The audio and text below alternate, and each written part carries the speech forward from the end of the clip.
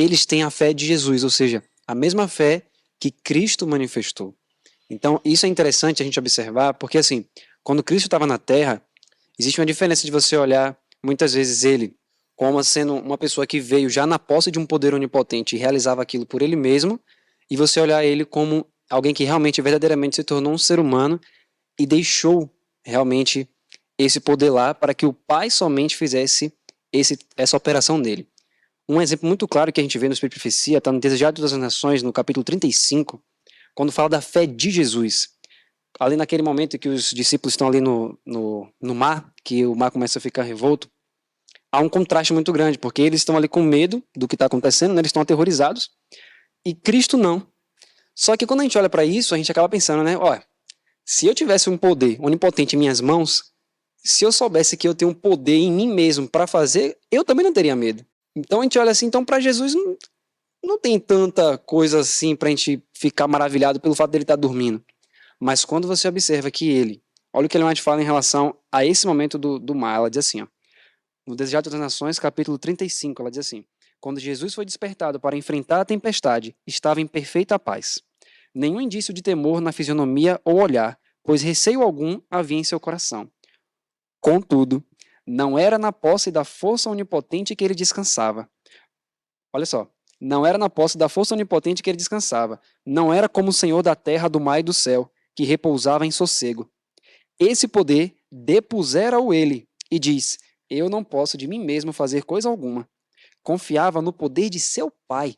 Foi pela fé, no amor e cuidado de Deus, que Jesus repousou, e o poder que impôs silêncio à tempestade foi o poder de Deus. Então, ou seja, aqui, quando Jesus estava ali na tempestade, ele estava dormindo, ele estava bem, né? Ele não estava com medo, não porque ele estava na posse da força onipotente, porque o Espírito de Profecia fala que essa força onipotente dele próprio ele deixou no céu, quando ele veio.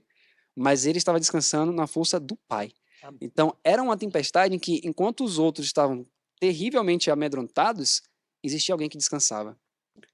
E era exatamente essa fé, é justamente essa fé que estava ali, que suportou tudo, aquele momento ali, crendo que o Pai cumpriria as suas promessas. É exatamente essa fé que nos últimos dias Deus olha e diz assim, ó, aqui existem pessoas que têm essa mesma fé. Não, aproveitando essa fala do querido irmão Ivan, inevitavelmente, a nossa cristologia vai impactar a nossa teologia. A maneira como nós enxergamos a pessoa de Jesus Cristo vai simplesmente exercer uma bifurcação nas nossas compreensões teológicas. Então, de fato, se nós entendemos Jesus Cristo homem, e a Bíblia afirma que Jesus Cristo é homem, suscetível às fraquezas, debilidades humanas, quando veio a este mundo, que passou pelas mesmas tentações que passam os homens, e em esferas ainda maiores, porque tudo estava em jogo. Quando compreendemos essa integridade da natureza humana de Cristo, isso nos leva a compreender com muito mais profundidade o Evangelho. Muitos têm uma visão pálida do Evangelho e pálida do sacrifício de Cristo, da vida de Jesus, porque entendem que Jesus, de algum modo, estava por cima da condição humana, estava blindado contra as intempéries da vida. Entretanto, não é assim que o Novo Testamento apresenta e não é assim que os escritos de Ellen White também apresentam. Então é muito importante entender, a fé de Jesus deve ser compreendida como a fé de um homem completamente dedicado a Deus, submisso ao Pai. E é a fé que Deus espera que nós tenhamos, né?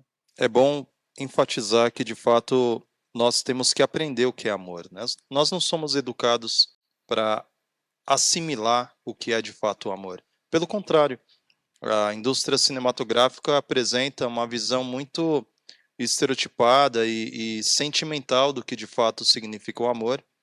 Eu entendo hoje que o amor se parece mais com uma decisão do que com um sentimento, do que com uma emoção. Amar é uma decisão. E quando fala sobre amor e temor, me lembra daquele episódio que houve um juízo investigativo em Israel. Acã havia pegado algo que não deveria ter pego. Começou a ter um juízo, uma investigação, tribos, famílias, nomes, até que chegou em Acã. Então Josué diz uma palavra muito oportuna para esse texto agora que a gente está estudando. Josué diz lá em Josué capítulo 7, Acã, dê glórias a Deus e confesse o teu pecado. Eu entendo nesse sentido que temer a Deus também envolve confessar os nossos pecados. Porque Deus ele tem condição de sondar o nosso coração, mas ele espera uma confissão. E eu lembrei de um texto muito forte nesse sentido que diz assim: Satanás oferece aos homens os reinos do mundo se lhe concederem a supremacia. Muitos fazem isso e perdem o céu. Antes morrer do que pecar, é melhor passar necessidade do que defraudar, melhor passar fome do que mentir. Todos os que são tentados enfrentem Satanás com as seguintes palavras: Bem-aventurado aquele que teme ao Senhor e anda nos seus caminhos. Salmo 128. Então essa atitude de temer é a atitude de antes morrer do que pecar. E aí não faltariam exemplos bíblicos de homens que preferiram morrer, e a cova dos leões, e a fornalha ardente, etc, etc, porque eles preferiam morrer do que pecar, porque eles temiam a Deus, né? Interessante também quando a gente vê aqui no livro de Provérbios, em relação ao temor do Senhor, tem alguns versos aqui no capítulo 14, e no 15 e no 16, que falam um pouco mais sobre esse temor, que a Bíblia diz assim, no Provérbios 14, verso 26 e 27, que diz assim: No temor do Senhor, há firme confiança, e ele será um refúgio para seus filhos. O temor do Senhor é fonte de vida para desviar dos laços da morte. E aí no capítulo 15, aqui no verso 33, diz assim: O temor do Senhor é a instrução da sabedoria, e precedendo a honra vai a humildade. E no outro capítulo, no verso 6, Provérbios 16, 6, diz assim: Pela misericórdia e verdade a iniquidade é perdoada, e pelo temor do Senhor os homens se desviam do pecado. Quando a gente analisa esses versos, a gente consegue perceber que ele diz que o temor do Senhor é a instrução da sabedoria. Então, olha só que interessante, né? No Provérbios capítulo 2, a Bíblia fala que da boca do Senhor vem a sabedoria. Então, veja, para você receber sabedoria, você precisa ouvir as palavras que saem da boca de Deus, que é a palavra de Deus. Mas a palavra de Deus, ela vai lhe instruir a ter o temor do Senhor. Ou seja, você só pode ter o temor do Senhor se houver relacionamento. Se você estiver com a palavra. Você vê que Jesus Cristo, toda vez que ele estava ali com os discípulos, ele sempre enfatizou o poder da palavra para eles. João capítulo 15, verso 3, ele fala assim: Vós já estáis limpos pela palavra que eu vos tenho falado. Então, quanto mais a pessoa se relaciona com Deus, o amor aumenta e, na mesma proporção, o temor aumenta. Porque quanto mais você vai se achegando a Deus, mais você vai tendo o senso de quem Ele é, o senso da presença. Você vê aquele exemplo ali no deserto, que quando veio os raios, os trovões e tudo aquilo, o povo estava com medo. Mas Moisés, que estava dentro da mesma, entre aspas, na mesma aliança que eles ali, Moisés subiu o monte. Né? Deus falou assim, ó, demarque o monte e nenhum animal pode tocar. Mas Moisés subiu. Então veja, o temor do Senhor que estava em Moisés, que levou ele a ter aquele relacionamento, levou também o próprio povo a perceber que, de fato, quanto mais relacionamento você tem com Deus, imagine só o povo com medo e vendo Moisés subindo. Que testemunho não foi aquilo ali? Então, o temor do Senhor, outro exemplo da Bíblia, você vê José. Olha o que ele fala. Como, pois, cometeria eu tamanha maldade e pecaria contra Deus? Você percebe nisso um relacionamento diário com o Salvador, e isso levou ele a temer o Senhor. E por que a gente sabe que isso é temer o Senhor? Porque Provérbios 8,13 nos fala como se fosse uma definição de temor do Senhor. Provérbios 8,13 fala assim: o temor do Senhor é odiar o mal. A soberba e a arrogância, o mau caminho e a boca perversa eu odeio. Então isso é interessante. Deus já diz, o temor do Senhor é você odiar o mal. Mas como eu vou odiar o mal? Isso é natural da minha natureza humana? Não. Odiar o mal não é natural. O próprio Deus teve que intervir, porém inimizade. Então, aqui em 1 Pedro, no capítulo 1, ele vai dizer assim, ó: Mas, como é santo aquele que vos chamou, sede vós também santos em toda a vossa maneira de viver, porquanto está escrito, sede santos, porque eu sou santo. Aí Pedro diz uma coisa interessante no verso 17. E se invocais por Pai, Pai já dá um sentido de quê?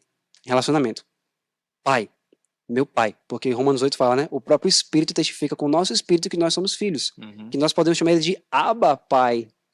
Né? Papai, uma coisa ali de relacionamento íntimo. Aí ele diz, mas olha, se você tem esse relacionamento de amor com ele, se você realmente o ama e você sente esse amor, aí ele continua dizendo assim, ó, Se você invoca ele como pai, aquele que, sem acepção de pessoas, julga segundo a obra de cada um, andai em temor durante o tempo da vossa peregrinação. Ou seja, não é porque você chama ele de pai, que você tem um relacionamento com ele, que você não vai respeitá-lo. Em Malaquias, Deus pergunta exatamente isso, né? Se um servo, ele obedece e respeita o seu senhor, onde está a minha honra? Se eu sou o Senhor, onde está a minha honra? Né? Então veja, essa relação que existe entre Deus e o ser humano, ele é o nosso pai.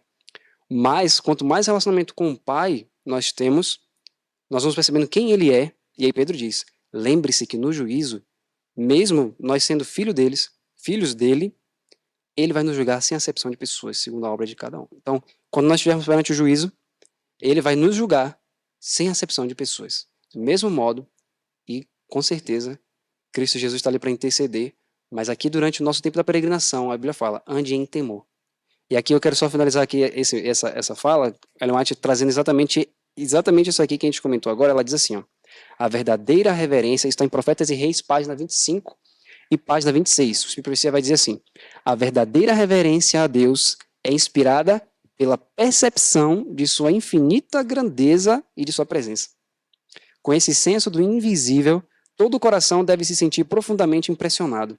O momento e o lugar de oração são sagrados, porque Deus está ali. E ao ser a reverência manifestada em atitude e comportamento, o sentimento que a inspira será aprofundado. Santo e tremendo é o seu nome, Salmo 111, verso 9, declarou o salmista. Os anjos, quando pronunciam esse nome, cobrem o rosto. Com que reverência, então, devemos nós, que somos pecadores e seres caídos, pronunciá-lo com nossos lábios? Ela fala que Enoque, no livro Vida Devocional de Enoque, ela fala que Enoque, ele era um homem sério, mas ao mesmo tempo as pessoas conseguiam enxergar em Enoque, mesmo ele sendo uma pessoa séria, uma pessoa grave, as pessoas conseguiam enxergar o amor em Enoque. Igual a Cristo. E o que eu acho mais interessante é que Enoque não tinha o está escrito, mas ela fala como que ele conseguiu alcançar a mente de Cristo, né? Como é que ele conseguiu refletir a imagem de Cristo se ele não tinha o privilégio que nós temos. Ela diz, porque em tudo que ele fazia, durante todo o dia, Deus estava na mente dele. Ele conversava com Deus. Quando ele tinha qualquer sentimento ali, ela fala que ele contava tudo para Cristo. Tudo. Seja o que fosse, ele contava. E por ter esse relacionamento, ele aprendeu a andar com Deus diariamente e temer a Deus. Amém. E isso se refletia de forma que as pessoas enxergavam isso nele, e foi um grande testemunho naquela época. É exatamente isso que Deus espera de nós também. IAG. Juntos avançaremos.